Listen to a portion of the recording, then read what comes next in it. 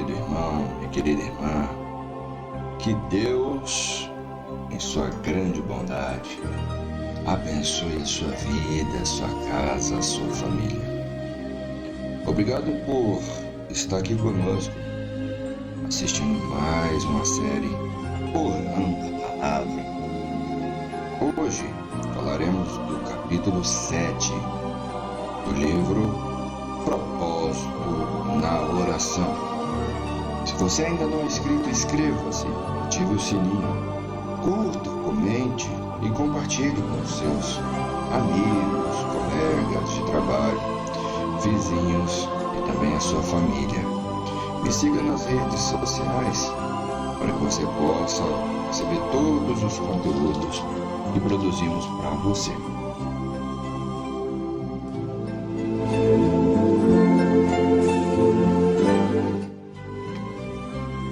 Sem mais delongas, vamos ao capítulo 7.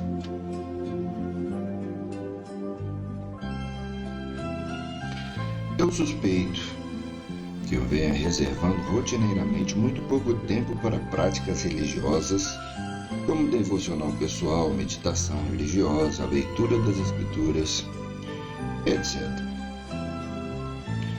Por consequência, eu sou austero, frio e de dura serviço. Talvez Deus me fizesse prosperar mais em coisas espirituais se eu fosse mais diligente em usar os meios da graça.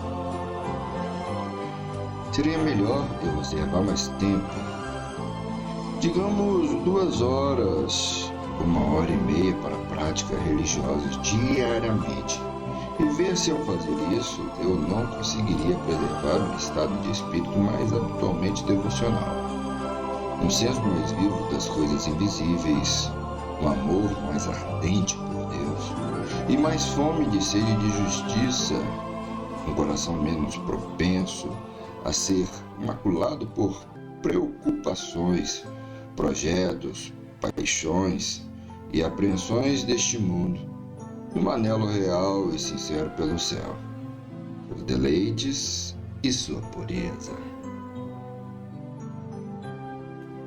William Wilberforce.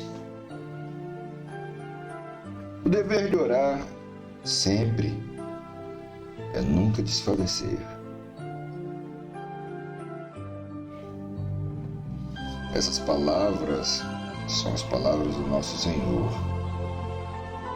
Orar sempre, que não apenas sempre buscou imprimir em seus seguidores a urgência e a importância da oração, mas também posou como exemplo, no qual eles, infelizmente, foram lentos e estiveram muito longe de copiar. O sempre fala por si só. A oração não é uma função sem sentido, tem um dever a ser amontoado aos objetivos cansativos e atarefados do dia. Nós não estamos obedecendo a ordem do nosso Senhor quando nos contentamos com alguns mínimos de joelho, na correria da manhã ou tarde da noite, quando nossa mente, cansada por conta das tarefas do dia, pede pelo descanso. Deus está sempre ao nosso alcance. É verdade. Seu ouvido está sempre atento ao choro de seu filho. Mas nunca conseguiremos conhecê-lo se usarmos no meio da oração, como usamos o telefone, para algumas palavras de conversa apressada.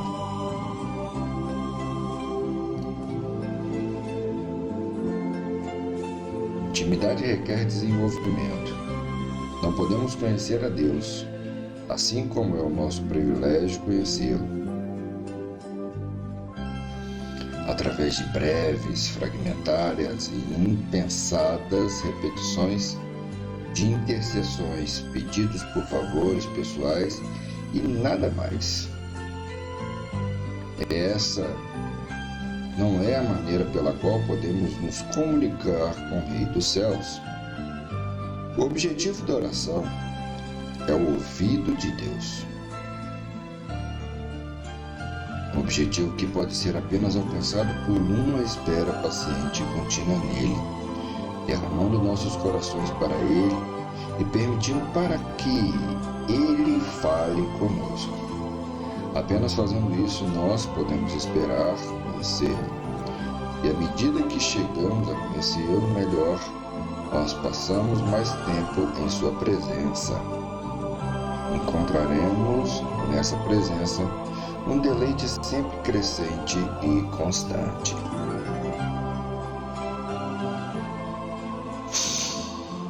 Esse sempre não significa que devemos negligenciar os deveres comuns da vida. O que isso significa é que a alma que entrou em contato íntimo com Deus, no silêncio do quarto de oração, no que está fora do contato consciente com o Pai, o coração está sempre indo a Ele em comunhão amorosa e que o momento em que a mente fica livre da tarefa que se preocupa, ele retorna para Deus tão naturalmente quanto um pássaro volta para o seu ninho. Que bela concepção de oração temos se enxergarmos à luz disso. Se nós a virmos como uma companheira constante, como uma audiência ininterrupta com o Rei, a oração assim perde todo vestígio de receio que ela possa ter. Nós não a consideramos mais como um dever que deve ser cumprido, mas como um privilégio a ser desfrutado, um deleite raro que está sempre relevando alguma nova beleza. Assim, quando abrimos nossos olhos da manhã, nosso pensamento galga em direção ao céu. Para muitos cristãos, as horas matinais são a parte mais preciosa do dia, porque elas proporcionam a oportunidade para que a companhia santa dê o tom da programação do dia. E que melhor forma de entrar na incessante glória maravilhosa e maravilha de um novo dia do que passando sozinho com Deus. Disse que o Senhor mude, numa época em que não havia outro lugar disponível, manteve sua vigília matinal no depósito de carvão, derramando seu coração a Deus, encontrando um verdadeiro banquete em sua preciosa Bíblia. George Miller também combinava oração com estudo bíblico nas quietas horas da manhã. Em certo tempo, sua prática era entregar-se à oração de manhã, após ter se vestido. Então, seu plano passou por uma mudança. Como ele mesmo disse, vi que a coisa mais importante que eu tinha que fazer era entregar-me à leitura da Palavra de Deus e meditar nela para que assim meu coração pudesse ser consolado, encorajado, advertido, censurado e instruído. E que assim, por meio da Palavra de Deus, enquanto medito nela, meu coração pudesse ser levado a uma experiência de comunhão com o Senhor. Começo, portanto, a meditar no Novo Testamento, cedo de manhã. A minha primeira coisa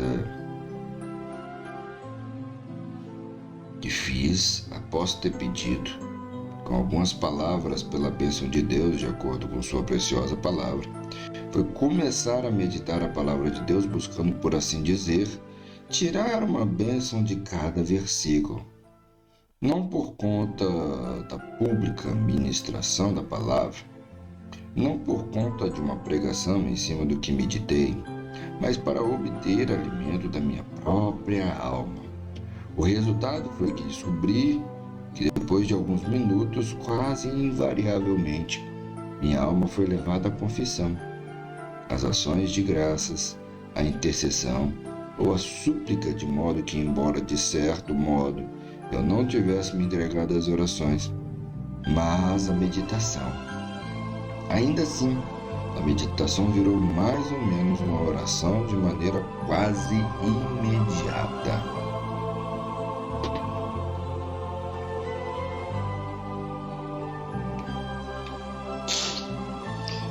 O estudo da palavra e a oração caminham juntas, e onde encontramos um sendo verdadeiro praticado, a outra é certamente vista em íntima aliança. Contudo, nós não oramos sempre. Esse é o problema de muitos de nós.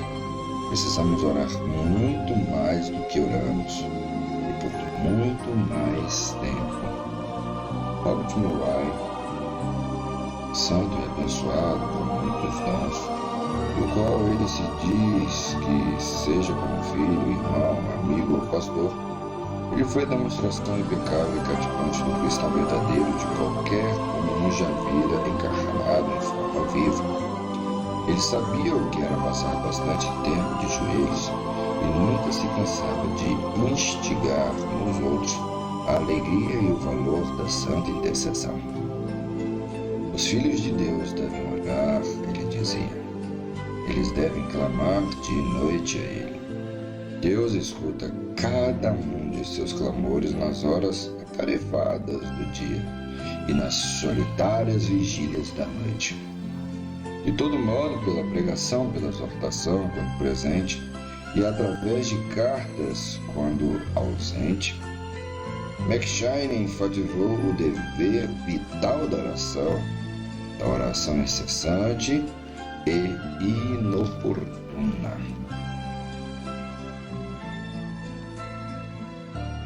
Em seu diário nós encontramos isso. De manhã, eu me ocupava em preparar a cabeça, então o coração. Frequentemente esse foi o meu erro. Eu sempre senti o mal disso, especialmente na oração. Então mudei isso, ó Senhor. Durante sua viagem à Terra Santa, ele escreveu: muito da nossa segurança, eu me sinto em dívida para com as orações do meu povo. Se o véu do maquinário do mundo fosse levantado, o quanto encontraríamos feito em resposta às orações dos filhos de Deus? Em um sermão de ordenação, ele disse ao pregador: entregue-se à oração e ao ministério da palavra. Se você não orar, Deus provavelmente porá você de lado do ministério, como ele fez comigo, para ensiná-lo a orar. Lembre-se da máxima de Lutero: ter orado bem é ter estudado bem. Receba seus textos de Deus, seus pensamentos, suas palavras. Carregam os nomes do pequeno rebanho em seu peito, assim como o sumo sacerdote.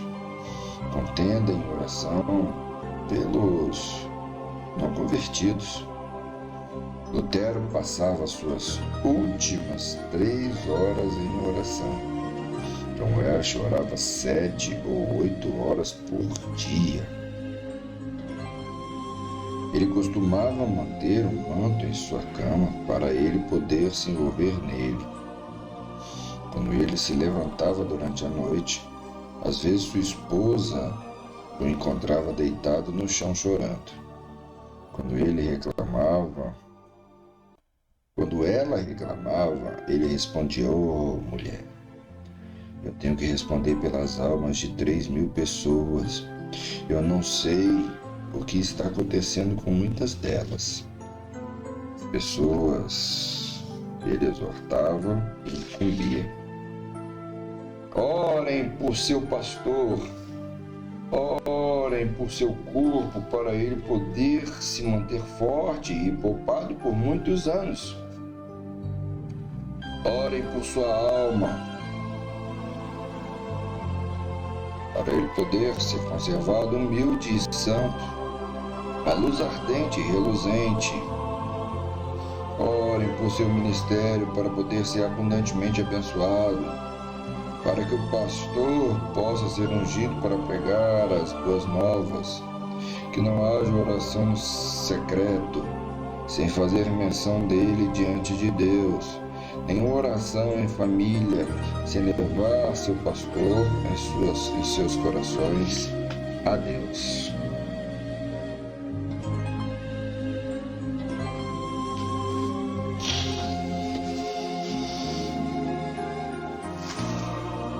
Duas coisas, diz seu biógrafo. Ele parece nunca ter abandonado o cultivo da santidade pessoal e o esforço mais ansioso para ganhar almas. Essas duas coisas são frequentadoras inseparáveis do ministério da oração. A oração falha quando falham o desejo e o esforço por santidade pessoal. Ninguém que não seja adepto ao ministério da oração é um ganhador de almas. É o dever dos ministros, diz esse santo homem, começar a reforma da religião e dos costumes nele mesmo, nas famílias, etc. Com a confissão do pecado passado, com oração sincera por direção, com graça e propósito pleno de coração, ele começa si mesmo sob a reforma em oração secreta. E assim ele conclui: eu não posso omitir nenhuma parte da oração. Confissão, adoração, ações de graça, petição e intercessão. Existe uma tendência terrível de omitir a confissão, proveniente essa de visões mesquinhas de Deus em sua lei, visões rasas de meu coração e do pecado do meu passado. Isso deve ser resistido. Existe uma tendência constante de omitir a adoração. Quando esqueço com quem estou falando, quando corro despreocupadamente para a presença de Jeová, sem me dar conta do seu formidável nome e caráter. Quando tenho pouco olhar para sua glória e pouca admiração por suas maravilhas, eu tenho a tendência nata de coração de omitir o agradecimento, ainda que isso seja especialmente ordenado.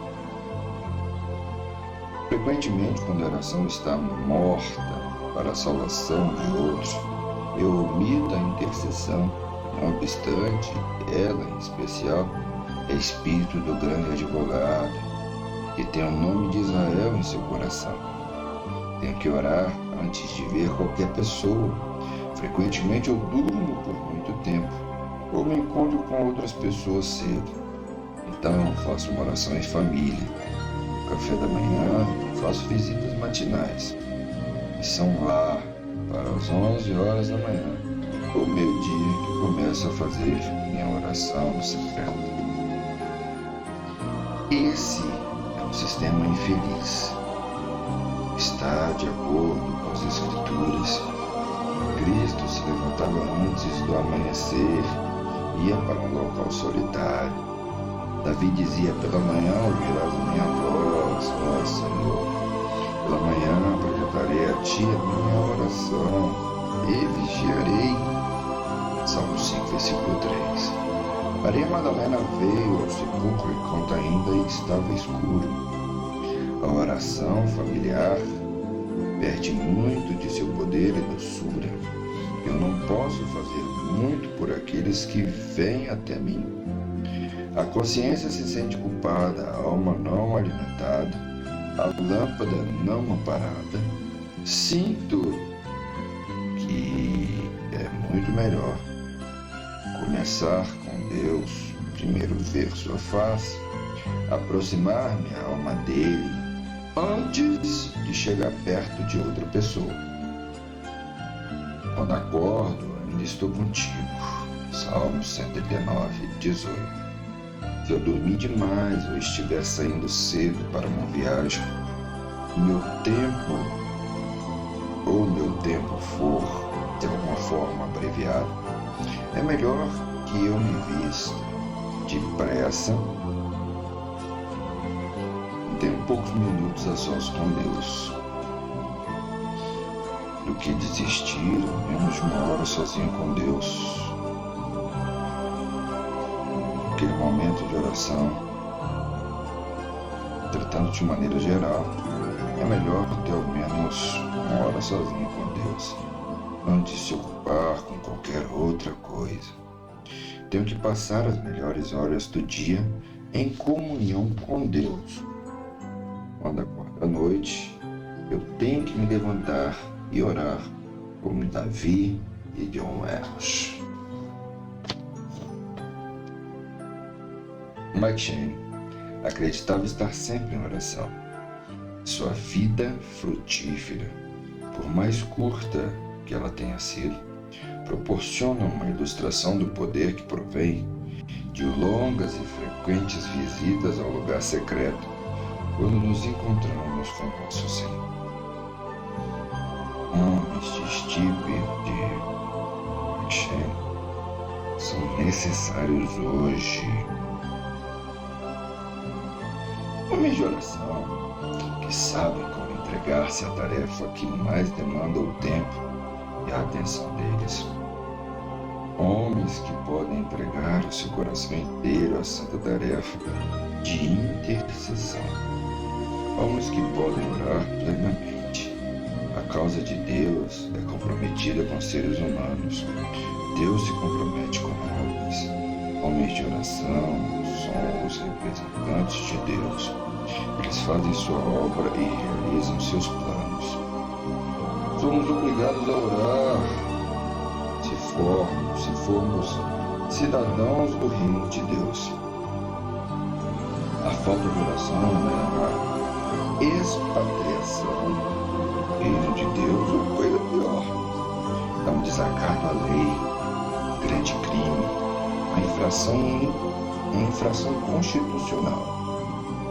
O cristão que relega a oração para um lugar subalterno em sua vida, em pouco tempo perde qualquer zelo espiritual que ele tenha ou possa ter tido algum dia. A igreja que faz pouco da oração não pode conservar a piedade vital e é impotente para fazer avançar o Evangelho. O Evangelho não pode viver, lutar, conquistar sem oração. Oração incessante, insistente e ardente. A pouca oração é característica de uma época de apostasia e de uma igreja desviada.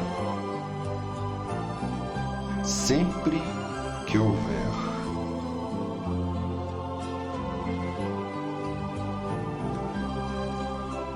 pouca oração no púlpito, nos bancos da igreja, a falência espiritual é iminente e inevitável. A causa de Deus não precisa ter sido comercial, cultural, educacional, monetária, mas ela tem um período de ouro, que é a era da oração. Quando seus líderes são homens de oração, quando a oração é o elemento prevalecente da adoração, como incenso dando fragrância contínua à sua função, então a causa de Deus será triunfante. Mais e melhores orações, é isso que precisamos. Precisamos de homens mais santos e mais desses homens. Precisamos de mulheres mais santas e mais desse tipo de mulher para orar. Mulheres como Ana, que de seus grandes sofrimentos e tentações fizeram suas maiores orações.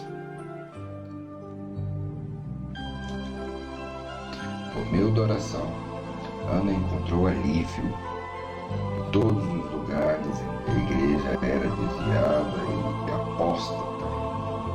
Os inimigos eram vitoriosos. Ana se entregou à oração, e em sofrimento ela multiplicou sua oração. Ela viu um grande avivamento oriundo de sua oração. A nação toda estava opressa. O profeta e sacerdote Samuel nasceu para estabelecer uma nova linhagem de sacerdócio, e sua oração trouxe para a sua vida uma vida nova para Deus. A religião viveu e floresceu em todos os lugares. Ora, a oração tenha vindo do coração abatido de uma mulher. Deus, verdadeiro para sua promessa, pede, ouviu e respondeu a oração, enviando um novo dia do santo júbilo para reavivar seu povo. Portanto, mais uma vez, batizamos e repetimos que a grande necessidade da igreja, nessa, em todas as eras, de homens de tal fé imponente, de tal santidade imaculada, de tal manifesto, vigor espiritual e zelo arrebatador, para eles operarem revoluções espirituais por suas orações poderosas. Habilidades inatas e vantagens educacionais não figuram como fatores neste assunto, mas a capacidade pela fé, a capacidade de orar, o poder de uma consagração completa, a capacidade de pequenez, uma absoluta perda de si mesmo, a glória de Deus, uma busca de um anseio insaciável e sempre presente por toda a plenitude de Deus. Homens podem incendiar a igreja para Deus, não de uma maneira barulhenta, especulatória, ou espetaculosa, mas com calor intenso e silêncio que derrete e move todas as coisas para Deus.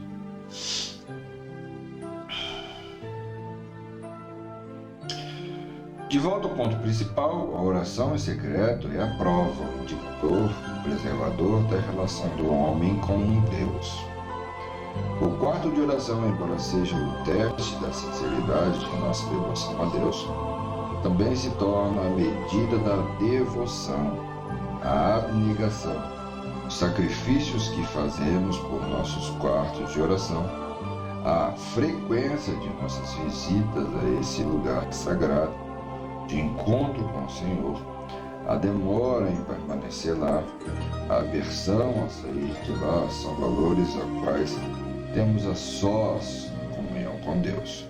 O preço que pagamos pelas horas de encontro de amor celestial com o Espírito.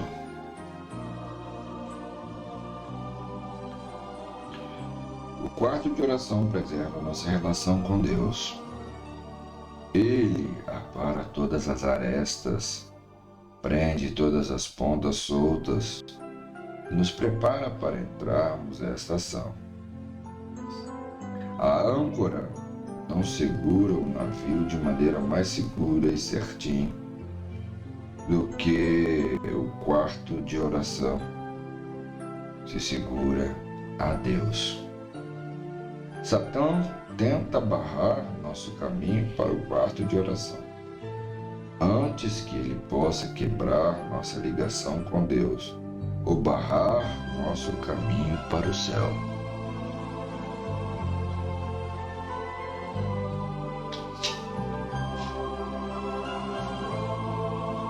Não tenha receio de orar. Orar é certo. Ore se puder, com esperança, mas ore sempre, embora a esperança esteja fraca ou padecendo com a longa demora. Olhe na escuridão, se não houver luz. E se por qualquer desejo você não ousar orar, então ore para que Deus lance fora esse desejo. Terminamos aqui mais um capítulo dessa nossa série, Orando a Palavra. Que Deus abençoe sua casa, sua família, sua vida, por você estar aqui, que Ele possa abrir a sua mente, o seu intelecto, abençoar o seu coração, para que o anseio da oração possa ser real em sua vida. Você que está conosco e ainda não se inscreveu no canal, inscreva-se no canal, curta, comente e compartilhe. Até mais, que Deus abençoe.